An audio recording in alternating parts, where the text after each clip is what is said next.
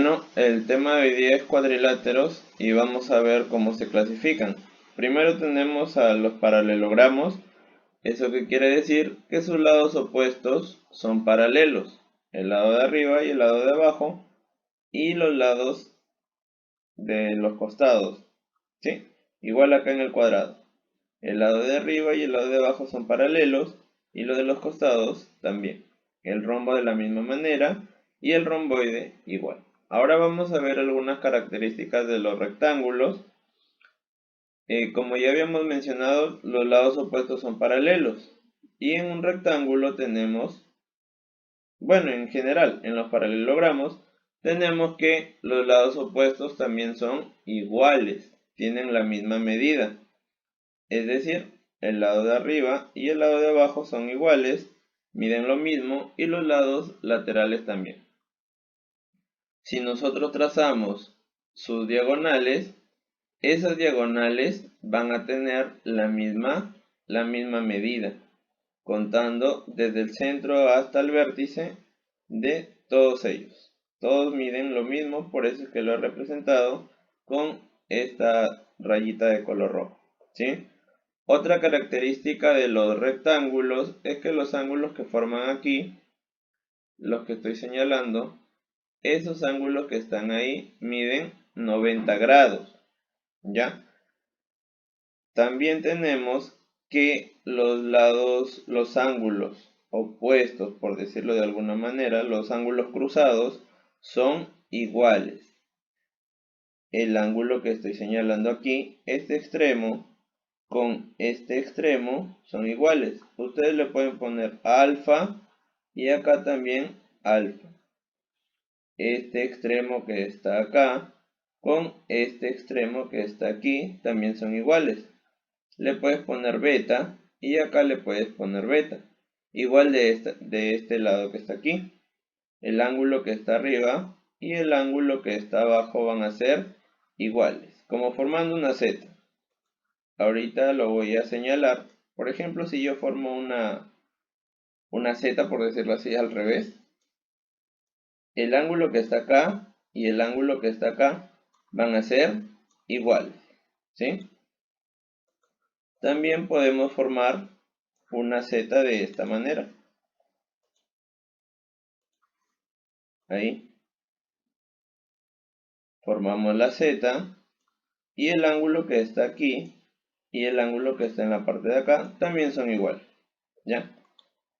Todos los lugares donde se puedan formar una Z van a cumplir la misma propiedad. Ustedes también pueden formar una Z en la parte que está acá, ¿sí? Forman una Z y el ángulo que está acá y el ángulo que está acá van a ser iguales, ¿ya? Para todos los paralelogramos se va a cumplir lo mismo. Para el rectángulo, para el cuadrado, para el rombo y para el romboide. Para todos, cuando ustedes tracen las diagonales y formen la Z, los ángulos de los extremos van a ser iguales, ¿sí? Para todos se va a cumplir lo mismo. Ahora tenemos el cuadrado y vamos a ver algunas propiedades. Todos los lados de un cuadrado son iguales. Si nosotros trazamos las diagonales también van a medir lo mismo, van a ser iguales. Las mismas propiedades que el rectángulo, pero acá tiene una característica más, que la intercepción de esas diagonales van a formar un ángulo de 90 grados, ¿sí? Ahora también tenemos vamos a ver las características del rombo. ¿Cuáles son las características del rombo? Todos sus lados son iguales, ¿sí? ¿Cuál es la diferencia entre un rombo y un cuadrado? Que los ángulos que forman no necesariamente son 90 grados, ¿sí? Puede ser cualquier ángulo y no necesariamente tiene que ser 90 grados como en un cuadrado, ¿sí? Otra característica de los rombos es que, si se dan cuenta acá en los dos anteriores, las diagonales como son iguales, sus cuatro lados son iguales, ¿verdad? sus 4 partes son iguales. Aquí en el rombo no, solamente 2 de ellas, ¿sí? Tomamos una diagonal y como estamos partiéndolo a la mitad, la parte de arriba y la parte de abajo son iguales, y en la otra diagonal también la parte izquierda y la parte derecha son iguales. Pero si es que nosotros cogemos la de arriba, la parte de arriba y la parte de la izquierda, no necesariamente tienen que ser iguales, ¿sí? Estas diagonales, o sea, estos pedacitos, estos segmentos, son diferentes. Esa es la diferencia entre un cuadrado y un rombo, ¿sí? Ahora vamos a ver un romboide, ¿ya? ¿Cuál es una característica del romboide? El lado que está arriba y el lado que está en la parte de abajo son iguales. El lado que está a la izquierda y el lado de la derecha también son iguales. Y recuerden la propiedad que les había mencionado que en el rectángulo cumple para todos ellos. Si nosotros trazamos una Z, los ángulos que están en los extremos son iguales, ¿sí? En cualquier parte que nosotros podemos trazar una Z, esos ángulos van a ser iguales. Recuerden esa propiedad porque nos va a servir para los ejercicios que vamos a encontrar más adelante. Ahora vamos a ver los trapecios, que también son cuadriláteros. Ya, tenemos un trapecio escaleno, y un trapecio escaleno quiere decir que todos sus lados son diferentes, ¿ya? Pero los trapecios tienen una propiedad. La parte de arriba y la parte de abajo son paralelas, ¿ya? A la parte de arriba nosotros le vamos a llamar base menor y a la parte de abajo le vamos a llamar base mayor, ¿sí? Recuerden, trapecio escaleno, todos sus lados diferentes. Ahora vamos a ver el trapecio isósceles. Los dos lados opuestos son iguales. Ya, los dos lados opuestos del trapecio son iguales y los lados de arriba y abajo son paralelos. Eso cumple para todos los trapecios, ¿sí? Ahora vamos a ver el trapecio rectángulo. ¿Qué es un trapecio rectángulo? Tiene dos ángulos iguales a 90 grados, ¿sí? Recuerden que este cuadradito siempre va a significar 90 grados. Ahora vamos a ver una propiedad. Tenemos un trapecio cualquiera, puede ser cualquiera de ellos, escaleno, isósceles o rectángulo. Para cualquiera de ellos va a cumplir la siguiente propiedad. Por eso acá he puesto uno en general y no he especificado cuál es. ¿Qué nos dice esta propiedad? Que si nosotros trazamos una línea que parta a este lado a la mitad, o sea, la parte de arriba y la parte de abajo son iguales, y a este lado que está acá, también que lo parta a la mitad, ¿ya? A esto nosotros le vamos a llamar base media. ¿Y cómo vamos a calcular la medida de esa base media? X va a ser igual a la suma de A más B, todo sobre 2. Base media o mediana, ¿ya? Y con esta fórmula nosotros podemos calcular la longitud de esta línea que he marcado de color rojo. Ya saben que el A sería la base menor y el B, o sea, toda la parte de abajo, se le conoce como base mayor. Y acá está lo que ya había mencionado. X es igual a la mediana. Así se le conoce a esta línea. ¿Y por qué mediana? Porque lo parte de la mitad, ¿sí? Ahora vamos a ver los trapezoides. ¿Cuál es la diferencia entre los trapecios y los trapezoides? Si ustedes recuerdan, les había mencionado que los trapecios tienen su base mayor y su base menor son paralelos, ¿cierto? O sea, la parte de arriba y la parte de abajo son paralelos. Si nosotros lo trazamos hasta el infinito, o sea, lo prolongamos, nunca se van a chocar.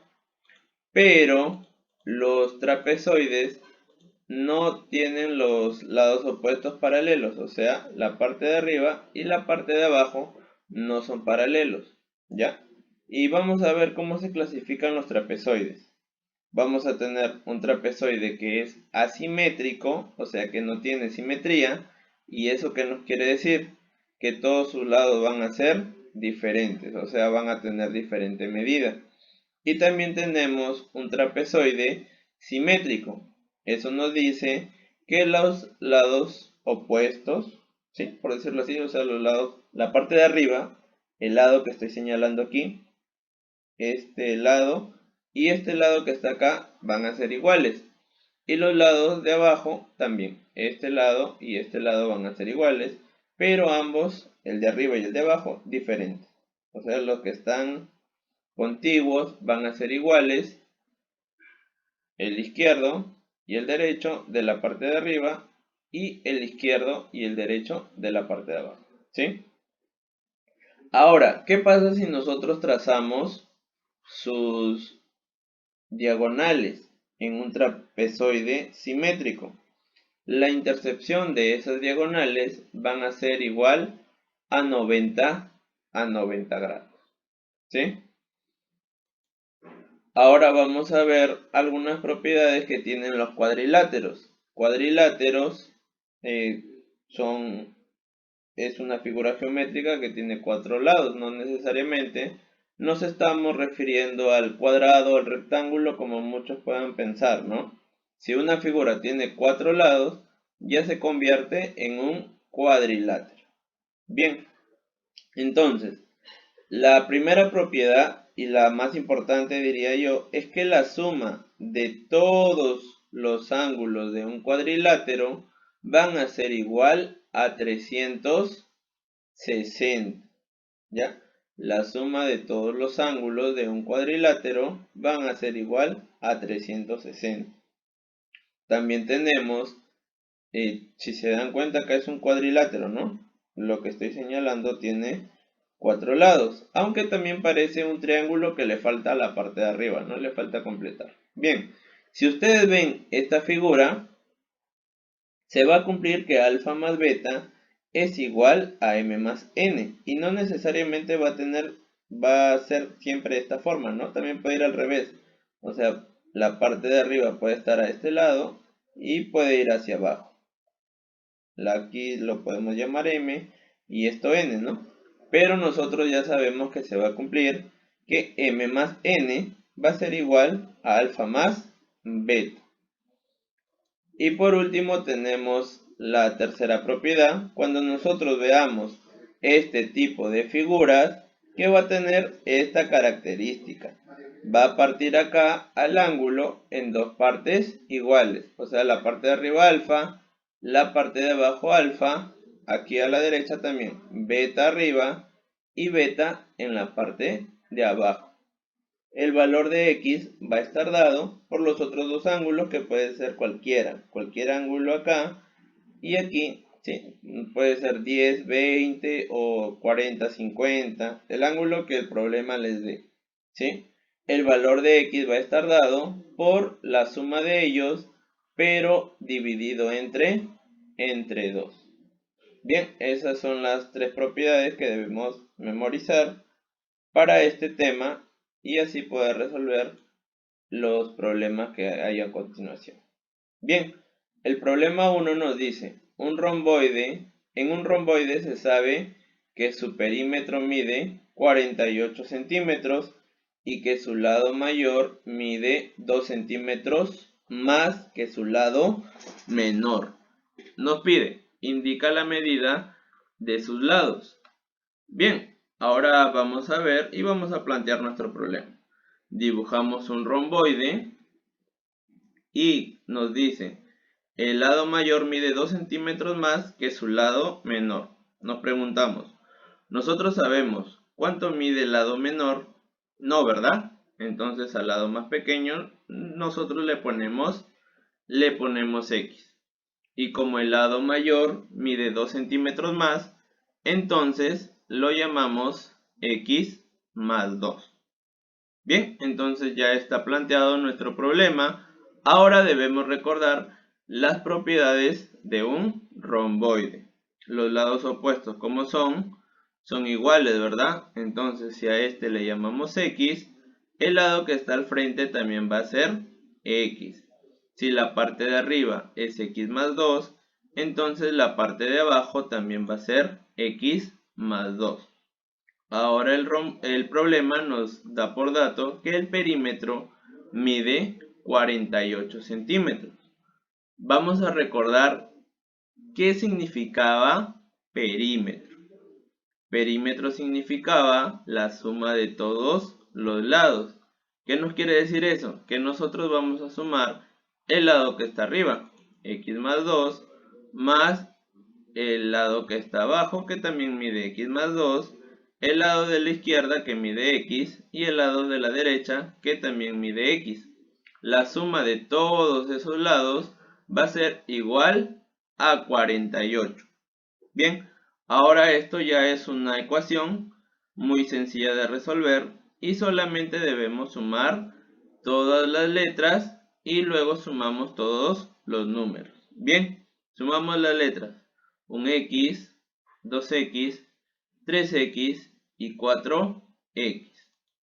Tenemos 4X y ahora vamos a sumar los números. 2 más 2, 4. Ahí está el número 4 y eso va a ser igual a 48.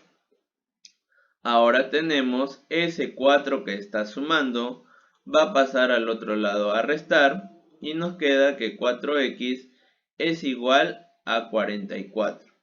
Bien, el 4 que está multiplicando lo vamos a pasar a dividir y 44 entre 4 me da 11.